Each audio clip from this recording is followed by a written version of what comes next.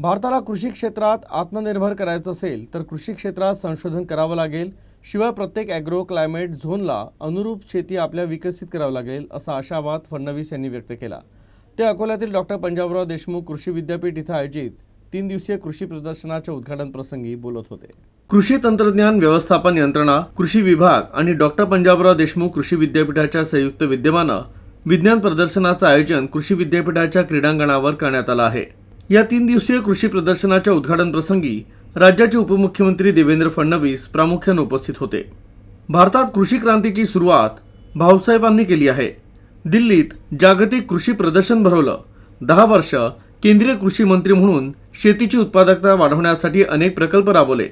जपानी तंत्रज्ञान भारतात आणलं आणि या प्रयोगामुळे आज भारत अन्नधान्यात स्वयंपूर्ण आहे. त्यांच्या दूरदृष्टीनं विदर्भात शिक्षणाचा प्रसार झाला. मागेल त्याला शेततळं ही योजनाही सादर केली असं फडणवीस म्हणाले. जलवायू परिवर्तन समजून घेऊन शेती वातावरण बदलाला अनुकूल करणं तसंच तंत्रज्ञान आणि वाण विकसित करणं ही कृषी विद्यापीठाची जबाबदारी असल्याचं फडणवीस म्हणाले. शेतकरी आत्मनिर्भर व्हायला हवा, त्यासाठी कृषी विद्यापीठानं संशोधन आणि शिक्षण याद्वारे योगदान द्यावं असा आशावाद उपमुख्यमंत्री फडणवीस यांनी व्यक्त केला. तर शेतकऱ्यांची दिवसा 12 तास वीज पुरवठा मागणी लक्षात घेऊन सर्व फीडर सौर ऊर्जेवर आणत आहोत असंही ते म्हणाले.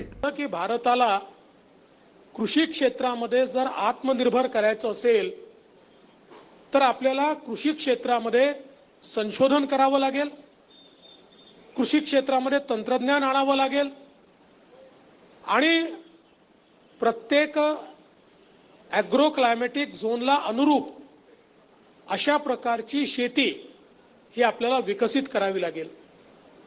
आणि म्हणून जवळपास 10 वर्ष कृषी मंत्री म्हणून भाऊसाहेबांनी केलेले वेगवेगळे जे त्या ठिकाणी प्रकल्प होते त्याच्यामुळे खऱ्या अर्थानं देशातल्या शेतीला एक मोठं परिवर्तन पाहायला मिळालं.